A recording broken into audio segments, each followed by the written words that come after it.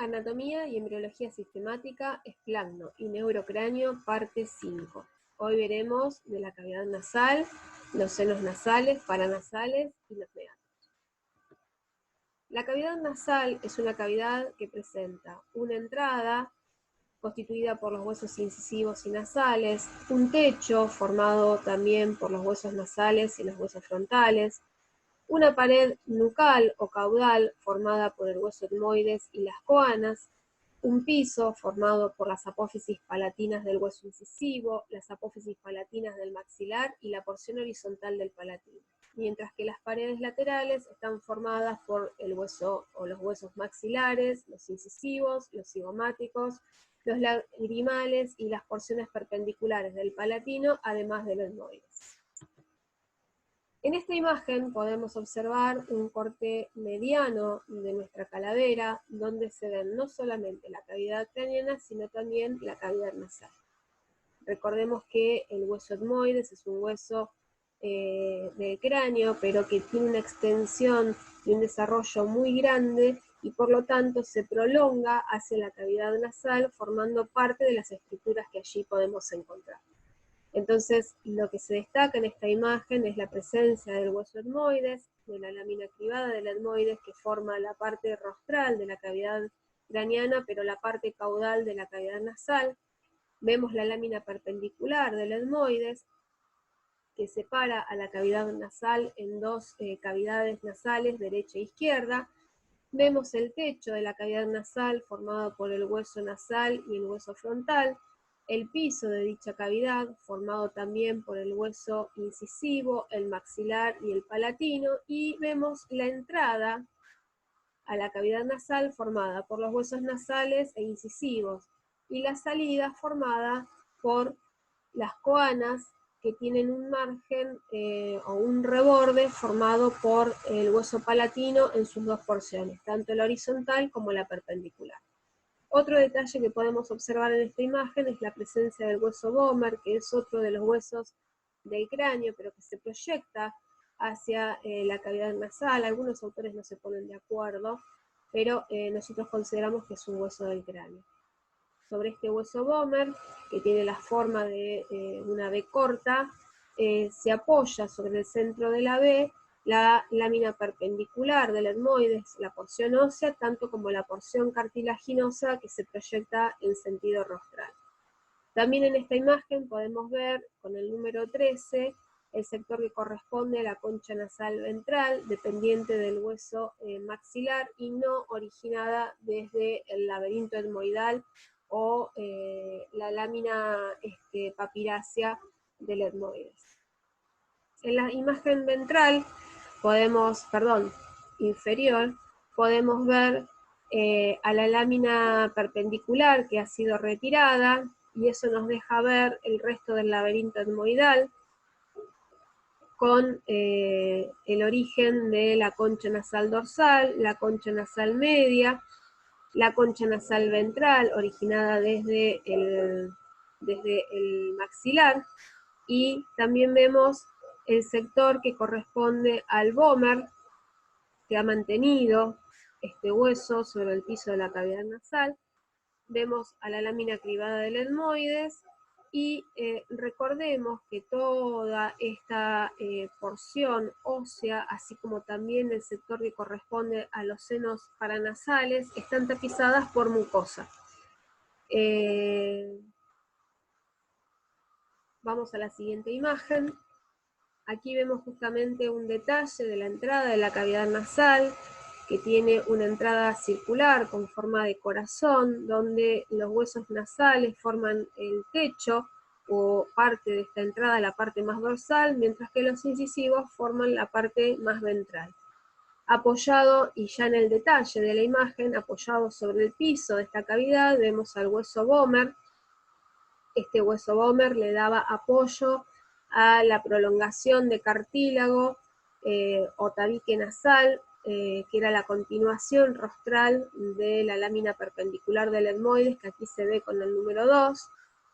También vemos al cornete nasal dorsal y al ventral, Y vemos una serie de espacios que se destacan entre lo que es el techo y el cornete nasal dorsal. Este sería el meato nasal dorsal.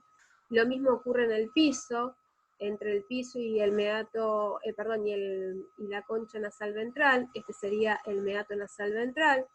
Y un espacio de comunicación media en relación al tabique, que sería el meato nasal común.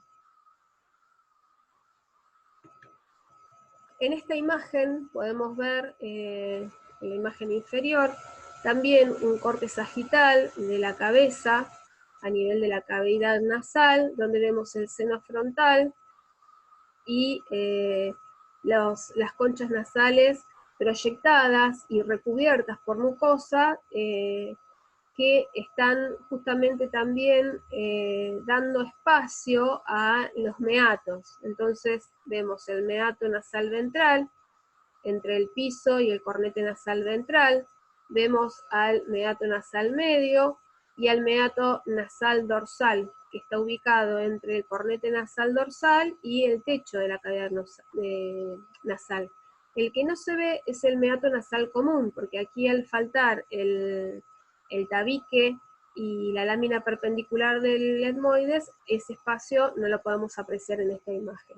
Por lo tanto, vemos en el fondo de la cavidad nasal el laberinto etmoidal y vemos justamente originándose al cornete nasal dorsal, al cornete nasal medio, al endoturbinado 3 y al 4. Estos pertenecen al sector del laberinto etmoidal ya, porque están bien en el fondo de la cavidad nasal. Sin embargo, este cornete, que es el nasal ventral, es el que se originaba a partir del hueso maxilar. Recordemos que cuando mencionamos cualquier estructura anatómica, el nombre debe de ser completo, porque si no está mal. Bien, otra cosa que podemos ver o detalle sobre esta imagen es el piso de la cavidad nasal, y esto que sería paladar blando, y esto el sector de la coana, que se comunica con la nasofaringe. Y acá, esquematizado, el hueso etmoide separando lo que sería la cavidad craneana de la cavidad nasal.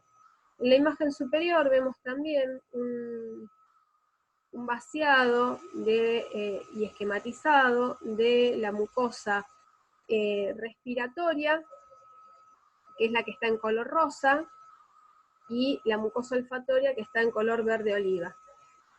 Si miramos el detalle, también vemos que esta mucosa respiratoria está formada o está recubriendo el interior de los senos, en este caso el seno frontal, y se prolonga hacia la nasofaringe. Otro detalle importante a tener en cuenta es que la mucosa del epitelio olfatorio siempre va a estar en relación al nervio olfatorio y los receptores, y siempre tiene una ubicación caudal sobre lo que sería la cavidad nasal, ¿sí? Siempre está ubicada en el fondo de la cavidad nasal.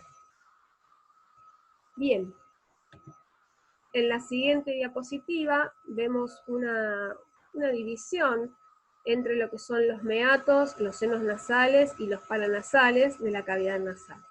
Recordemos que hay que tener en cuenta que todos los senos paranasales son excavaciones dentro de los huesos nasal, frontal, esfenoidal, y que están comunicados por medios de orificios con la cavidad nasal. De ahí la importancia de estos senos paranasales. Están paralelos a la cavidad nasal. Y dentro de la cavidad nasal encontramos a los senos nasales y a la cavidad nasal misma. Entonces, los meatos nasales son espacios entre los cornetes nasales y el septum nasal, y pueden ser el meato nasal dorsal, el meato nasal medio, el meato nasal ventral y el meato nasal común. Sin embargo, los senos nasales dependientes de la cavidad nasal son los senos que se encuentran en el interior de los cornetes, o sea, en el interior de los endoturbinados, ya sea el dorsal, el medio o el ventral, ¿sí? Mientras que los senos paranasales de los carnívoros se encuentran en desdoblamientos del hueso frontal y del hueso maxilar, así como del hueso esfenoides, y también están recubiertos de mucosa respiratoria. Para el caso del canino, la única diferencia que tenemos es a nivel del receso maxilar, no tenemos un seno maxilar como ocurre en los felinos, sino que una de las paredes de este receso está formada por la porción orbitaria de la lámina externa del etmoides, o sea, de la lámina papirácea, y esa es la gran diferencia que tenemos con respecto al resto de las especies. En la siguiente imagen podemos observar a los senos paranasales del perro en un corte sagital, nuevamente el gran desarrollo que toma el seno frontal, y aquí vemos la entrada al receso maxilar en este sector, y en esta vista vemos el sector que corresponde al hueso frontal y al hueso maxilar, donde se ha retirado la capa más externa de hueso, y se ven las trabéculas que se encuentran dentro del seno frontal, y en el seno maxilar alguna que otra también es visible. Recordemos que el receso maxilar y el seno maxilar, tanto en los carnívoros como en los herbívoros, siempre va a estar ocupado por las raíces de los dientes premolares y molares, y por los dientes deciduos y permanentes. Primero los deciduos y luego los permanentes, y a medida que se van gastando y van descendiendo, el seno maxilar y el receso maxilar se hacen más espaciosos, ya no están ocupados. Ese detalle se aprecia fácilmente en los cachorros, que tienen a nivel maxilar una cara ancha, mientras que los animales viejos la cara es como que se va afinando, justamente porque los dientes molares y premolares van dejando liberado ese espacio del receso maxilar y del seno maxilar, entonces la cara se afina en los animales adultos. Bien, entonces comparando el seno frontal y el receso maxilar del perro con lo mismo en el gato, vemos en el gato el gran desarrollo, al igual que en el perro, del seno frontal, y vemos en este sector, con el número 7, el seno esfenoidal. En algunas imágenes y cortes de calavera que tenemos de perro, y en algunos atlas se puede observar que en algunos perros hay un seno esfenoidal, pero es muy chiquitito y posiblemente no se comunique con la cavidad nasal, por eso consideramos que el perro no lo tiene. Bien, y para lo que sería el seno maxilar del gato, aquí no se observa porque está sobre la superficie lateral de la cara, y acá estamos en una imagen de un corte mediano. Entonces, ¿cuáles serían las funciones de los senos paranasales? Hay muchas teorías, entre ellas, por ejemplo, colaborar con la humidificación y calentamiento del aire, actuar como cajas de resonancia para la voz, aliviar el peso de los huesos a los que pertenecen, y reducir el peso específico de la cabeza. Esas serían algunas de las funciones que se atribuyen a los senos paranasales.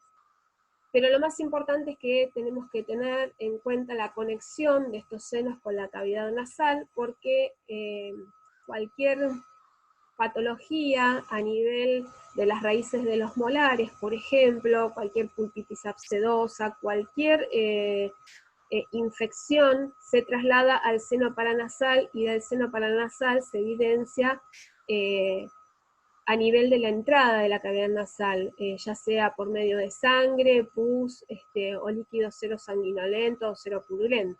Por eso es importante el conocimiento anatómico de estos senos.